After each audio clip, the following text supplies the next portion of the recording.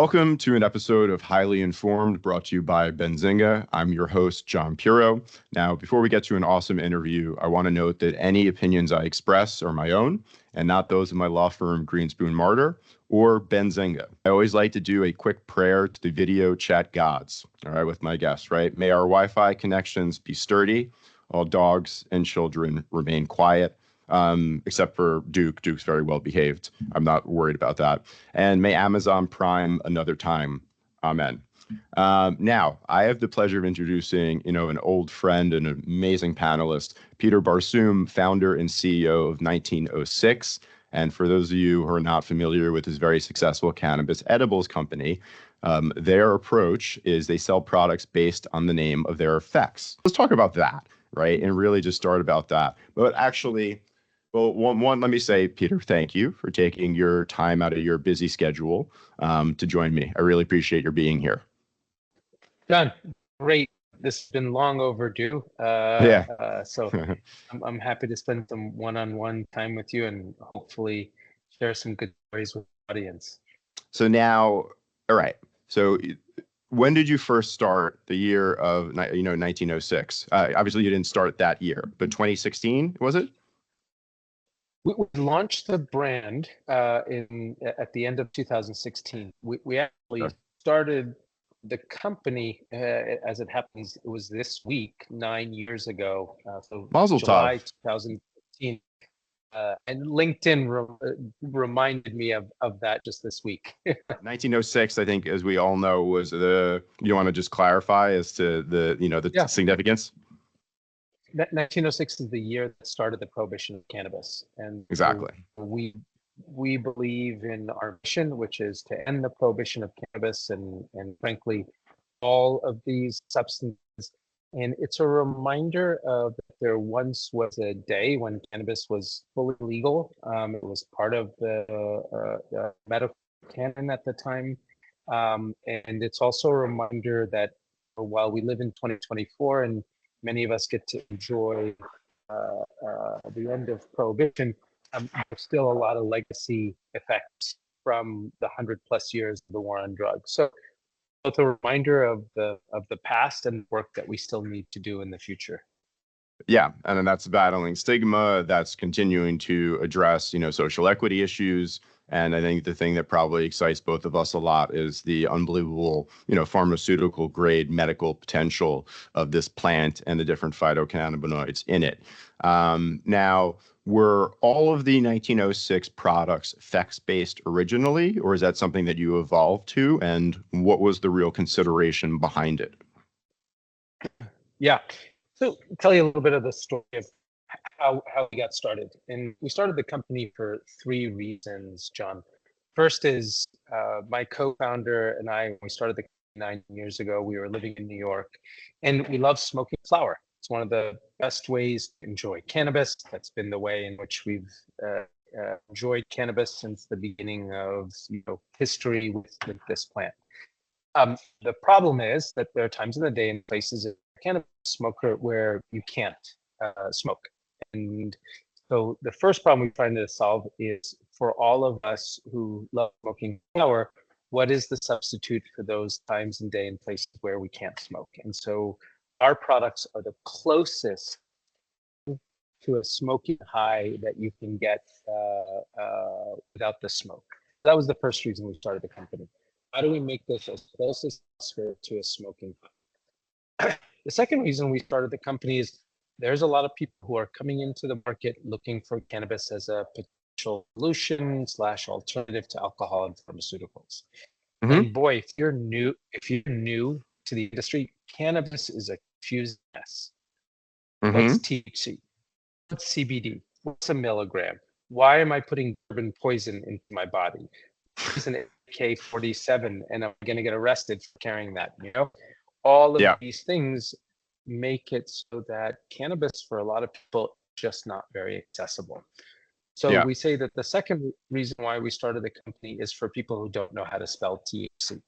And all they need is just give me something that helps me with pain, sleep, anxiety, energy, libido, focus. What are the need states I have and make cannabis accessible? So that was the second reason is make cannabis safe, accessible, and effective.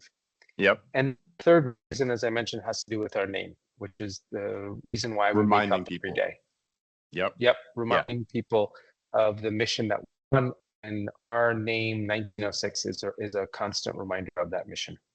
Yeah, so back to kind of your question about the effect space. When we said, hey, this needs to look and work as close as possible to flower, we define that in three ways. Number one, it needs to be fast acting. Like flower, which hits you quickly. I'm a New Yorker. I believe impatience is a virtue. I don't have time to wait for my cannabis skin. If you're in pain, if you're suffering from insomnia, you don't have 45 to 90 minutes to wait before your medicine kicks in. Fast acting was a critical part of 1906. We will never make and have never made a slow acting edible. The second part of what we say, hey, if this needs to work like flower, is that it has to give you the effects that you're looking for. I love smoking Blue Dream. I love smoking certain strains because of the way it makes me feel. And so giving consumers that choice as to what is they want to feel, just like flower smokers, was critical as well. And so that involved, we understand now how flower works in terms of why Durban poison affects you differently than Triangle Kush. And that's due to the entourage effect. It's not about the THC, because the THC is the same. It's about everything else that's part of the plant, the terpenes, the minor, that give you that effect. Well, as we all know, John, terpenes don't work in the digestive system, right? Terpenes work because they get exposed to combustion, and it has a physiological response to in your nasal cavity, and that's what makes you feel a particular way. How can we create that entourage effect through your digestive system? And that is how we use other dietary supplements and plant medicines with the cannabinoids to create that effect. And so from the beginning, being effect specific was the second element that we said, no compromise on. People need to know exactly how it's going to make them feel. And the third element, in order to make it approximate what a smoking high is, the quality of the ingredients, and for those products that actually have flavor, that it be tasting good, because we originally started with chocolate. So three things we said: if you make this as close as possible to a smoking high, it has to be fast acting, it has to deliver a specific effect through the entourage effect that works with the digestive system, and it has to be made with the highest quality ingredients, or taste good if there's a taste component to it. Got it. All right. So now let's get into, the technical details, all the stuff that's a barrier to entry that you cut through for the people who, don't know what THC, stands for, right? So the question is, as you said, right, you're trying to mimic that amazing feel of us, connoisseurs, right, that are typically flower people. So, with the different types and technologies that there are out there, right, they get absorbed by different parts, of you internally to have different types of effects and everything. Is it that, your products are specifically absorbed in the stomach versus, I think, some other products that are absorbed in like the small intestine, for example? Yeah. So we utilize a patented technology for what's called lipid microencapsulation. Yep. And that is a technology that gives the fast-acting nature of our products. And the way that works is that it bypasses the liver and goes straight to the intestinal wall by encapsulating the cannabinoids in a medium chain fatty acid. Okay. What does that mean? That medium chain fatty acid, you think of it like a bullet train with the cannabinoids as passengers, so that when you ingest, it bypasses the liver, goes straight through the intestinal, and then you get a delta 9 effect, you get fast acting, you get shorter duration, and you get more of cannabinoids being bioavailable, because less of it gets destroyed in your digestive acids. Got it. Exactly. So that's a thank you very much for that analogy. That's going to help the people who don't know what, THC means in terms of, picturing it very, very easily. So now when you were talking about the different effects, right, and the entourage effect, and it's such like a simple thing, but I feel like people don't realize it when it's like the THC is the same in everything. THC distillate, we all know exactly what that's going to do to us. It's everything else in the plant that ends up having the effect.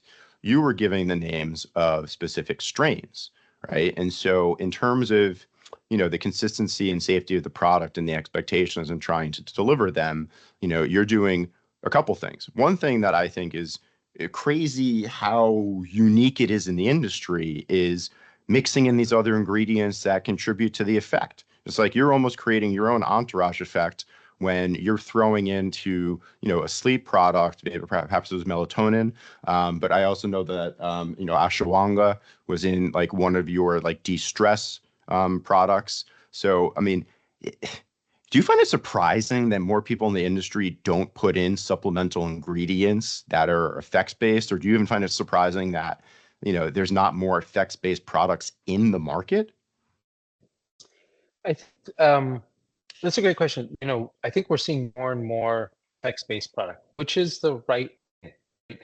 People choose their flower often by how it's going to make them feel. So why should it be any different for edibles? Mm-hmm. Your kind of high is different than, Lydia's kind of high is different than Mary Ellen's kind of high. So in one sense, I'd say it's, what we innovated on is really just bringing the science that we have around dietary supplements with understanding of cannabis and the endocannabinoid system. And one of the great things that we were able to leverage on is that there is, hundreds of years of history with these other substances and decades in clinical studies as well. So we don't have a lot of good clinical human studies on cannabis, as you know, but caffeine, L-theanine, ashwagandha, boswellia, all these other ingredients that we use have really good safety data, have really good clinical data, and have also really good historical experience in humans. So our approach was to say, what is it that people use cannabis for? And what's amazing is that cannabis is probably the most versatile plant medicine that's available to us. I don't know of Yeah. any other plant medicine that works for giving you energy and works for sleep, that works for giving you focus, and that works for pain. So it's incredible what are all the different uses of Yep. cannabis. And we said, Yep. okay, what are the main things that people use cannabis for? And there's really, 7 main reasons why people use cannabis. And we defined, well, what makes for a great product that addresses energy? What makes for a great product that addresses sex and libido and focus and stress and anxiety and mood enhancement and sleep and pain? And those are, and we, okay, if what you want in an energy product is, well, you need a stimulant, but you don't want to crash. You want to be amped, but without feeling over amped. And you don't want like a accelerated heart rate where you feel like you're overstimulated. And we said, okay, if we want to, that is what makes for a really good energizing experience. So now our team of scientists, we said, what are the different ingredients that would work together synergistically to deliver what is the best possible energy experience in that case? Yep. And that's how we formulated all of our products, with that deep understanding of human behavior, the deep knowledge of the data around safety and efficacy of these other ingredients, and then lots of R&D. Yeah. It's interesting, right? Because I feel like, if you use these other ingredients that they do have a lot of, material on from studies and stuff, hey, maybe you're the guy who gets to make health claims in relation to it that nobody else can relate. But you're not talking about the cannabinoid part. You're talking about the other parts that have actually been tested. And so as you said, it's fascinating to me because you're essentially creating your own personalized entourage effect by using these other ingredients. And when you're talking about, how can cannabis do so many things by comparison? Number of terpenes, number of phytocannabinoids, right? When I'm trying to summarize what makes cannabis different than other plants, it doesn't have just one or two terpenes. It could have up to 26. I just got blurry despite my point being so focused. No, I'm kidding. And so my question for you is, on the side of what you're putting in from the plant, are you doing specific terpene combinations from specific strains, that predominantly have a certain effect? Are you mixing terpenes from different strains, right? But you know that there's a correlation between those terpenes and, the effects that you're trying to achieve in a majority of people who try them or something. I'm very curious to know, that aspect to the extent you're willing to share. Yeah, great question. Terpenes work for smoking. Terpenes are volatile organic compounds that, when combusted in the air, have a physiologic effect. So if I eat limonene, that's not the way it works. So for all those people who say my edibles or gummies are filled with terpenes, it's BS. There just isn't any evidence that says terpenes in fact work that way. So otherwise we'd be eating lavender gummies all the time if it worked that well. So we call kind of BS on those people who make the claims that their products are loaded up with various terpenes. The way we look at it is terpenes work for smoking. What works for the digestive system is other dietary supplements. For instance, we know limonene is very effective in giving you more of an awakened feeling when you smoke it, right? What's the equivalent of what caffeine is? Myrcene is sedating and relaxing. And so what's the equivalent of that? L-theanine, for instance. Okay. It's not a direct one-to-one mapping here, but it gives you a sense of here's how flower. No, it's correlated feelings. It's, Exactly. kind of like similar, effects, as you said. You have to move away from the terpenes being the vehicle of those effects by nature of what it is that you're making, right? And so then you're intelligently and strategically saying, what could I essentially, simulate that effect with? Here's my question, right? Some of your products include different cannabinoids, right? Like sleep containing, CBN. And I'm a big believer in, minor cannabinoids and their potential to cure certain types of cancer and everything. So I'm curious about, in terms of how they affect you, is that more something that you're able to play with because of the way that the body, absorbs them when ingesting them? And, what are the ones that you already have? And what are some of the ones that you're investigating, using for new product lines? Thank you for bringing this up.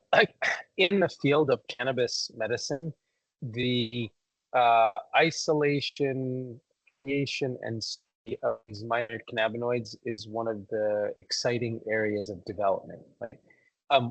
We know that the plant has dozens of cannabinoids. Number one. We know, number two, that they're often in very trace amounts in the plants that we have, particularly, and this is exacerbated by our cultivation of plants that simply express THC, right? We've taken plants and we've said, okay, you are now just a THC supercharged plant, and you're giving us 30% THC. So guess what? There's no space in the plant to produce any other cannabinoids. So cannabis that we're smoking today is basically just a THC carrier. Yeah. What's fascinating is that what we've seen from the industrial and the hemp side of the world is now the availability of minor cannabinoids at scale that can incorporate it. So when we launched, we were the first company in the market that everything we did had THC and CBD in it. We were a trailblazer then. Nobody had CBD in their product. And we were the first to say, well, pot pun intended, trailblazer. All right. We have to acknowledge every pot pun, even if inadvertent. Okay. Good job, Peter. Okay. Thank you. Yep. And then as other minor cannabinoids became available and we understood the science and the research behind it, we started to include that. So some of our products also contain CBG as well. which is particularly in our Genius product, because we know some of the powerful neuroprotective properties of CBG. And then now we're really excited, going to be launching a set of pain products, which contain probably the broadest range of cannabinoids found in the market. So there are 6 different cannabinoids in our 2 pain products: THC, CBD, CBG, CBC, CBDV, and CBN. Not in both products, but across those 2 products, we're utilizing 6 different cannabinoids there. And Wow. we see, yeah. So this is the next frontier of cannabis medicine, is incorporation of these other cannabinoids in precise ratios that heretofore weren't available because you couldn't find enough CBDV or CBC, Yep. for instance, Yep. in a smoking plant, let alone in an edible. I actually had this question, I haven't asked something, like this yet, right? But because I don't necessarily talk about the origin stories, we really do geek out here. But as someone who's always curious about business and, helping them in terms of like kind of like the success of your company that's gotten it to where it is, like how would you say that, what different things have contributed to what, percentage of where you guys find yourself in terms of like marketing, product quality, the team that you have, the industry around you and macro factors. I'm just curious to know your thoughts on that. Yeah, I would say, and thank you, John, for noting that we've been successful. It doesn't. There are many moments where it didn't feel that way, and I think I'd say what's kept us successful is our disciplined focus. We knew from the beginning who it is that we wanted to target, how it is that we wanted to do it, and we stayed disciplined. Let me give you an example. When we launched 1906, early 2017 in Colorado, everybody told us the only thing people want are high dose edibles for as cheap as possible, and they don't care about anything else. And we're like, I don't think that's true. And so we're going to ignore the advice and guidance of bud tenders, dispensary owners, and frankly, ignore the data. Sometimes you need to ignore the data. If you look at the data and said, well, the thing that we should do is a 10 milligram gummy because that's what everybody's buying.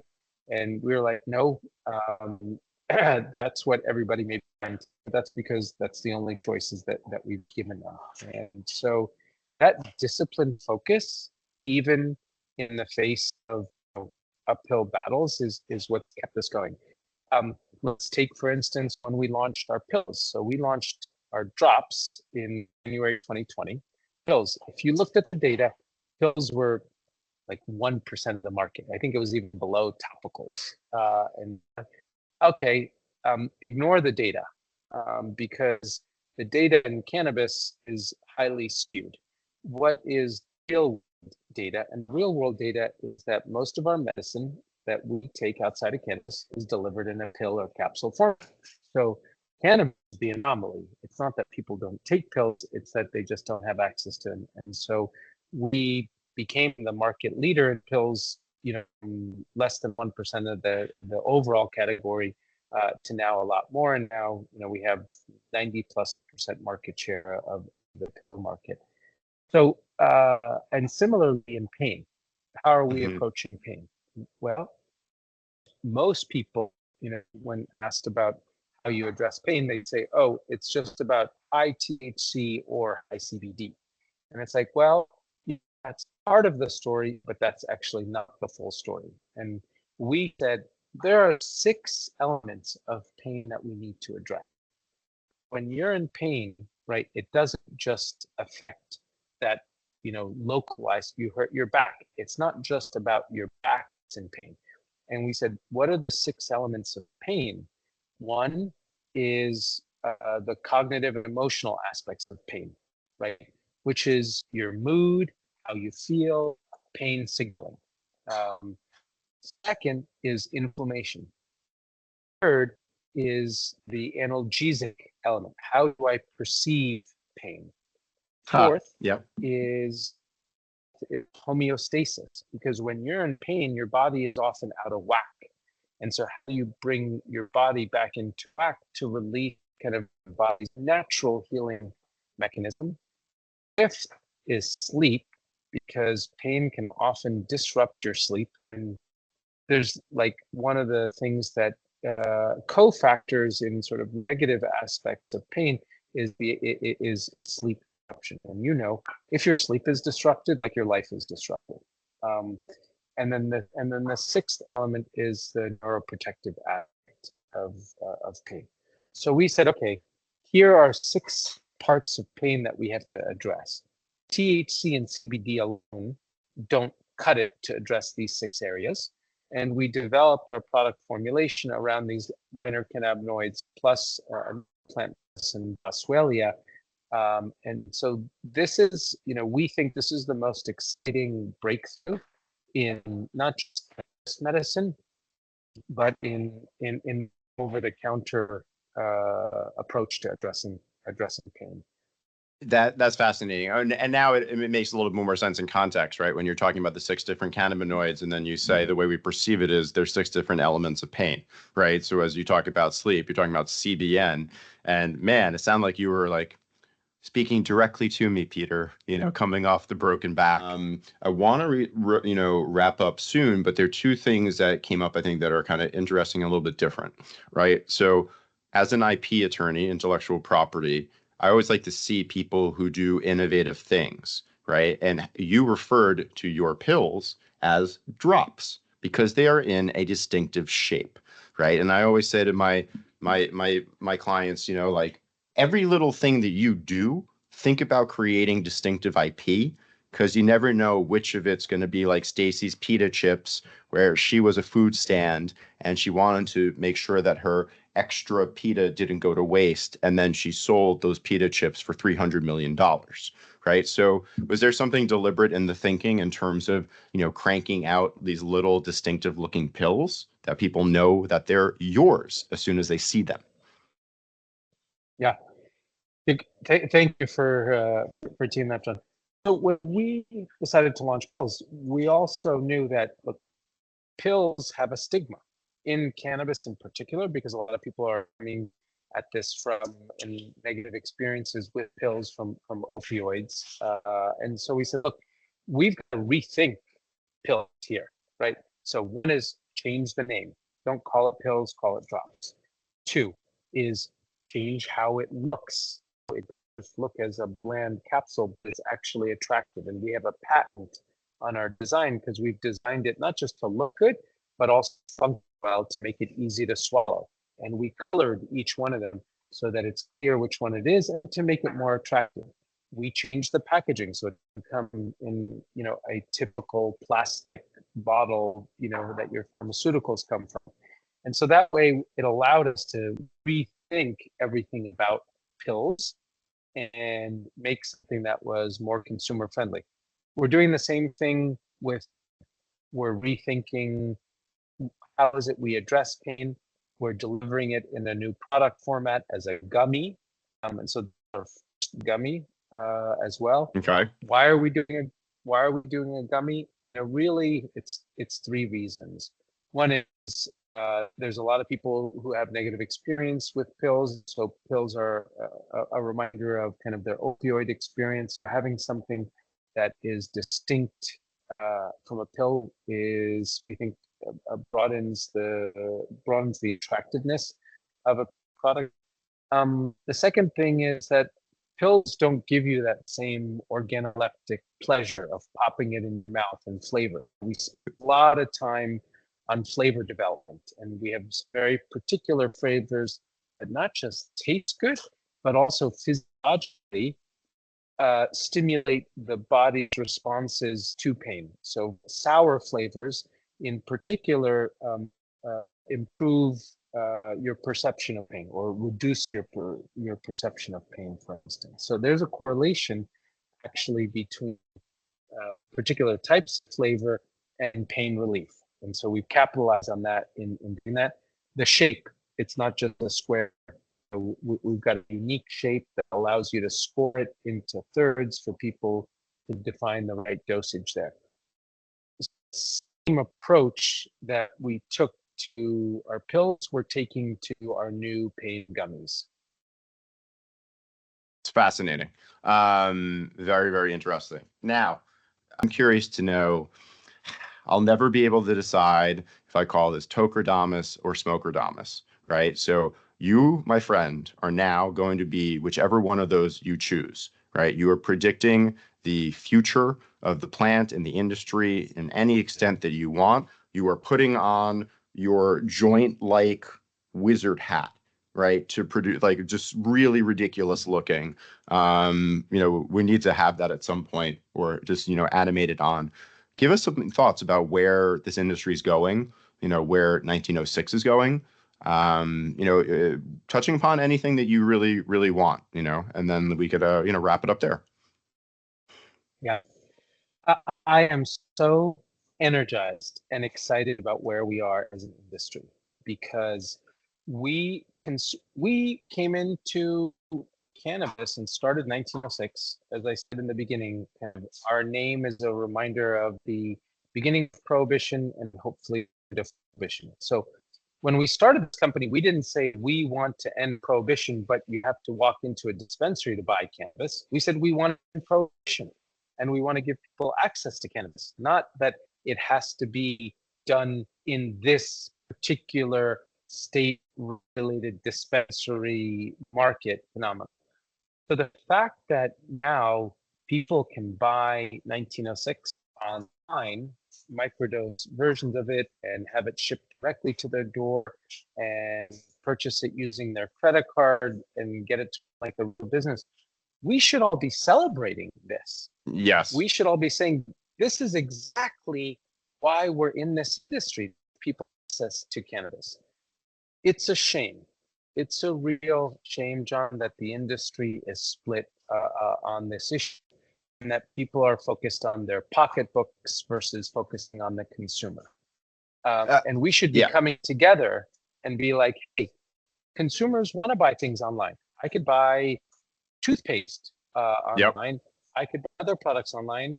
I could buy alcohol online. So there's a lot of regulated markets that you can purchase online. This is no different.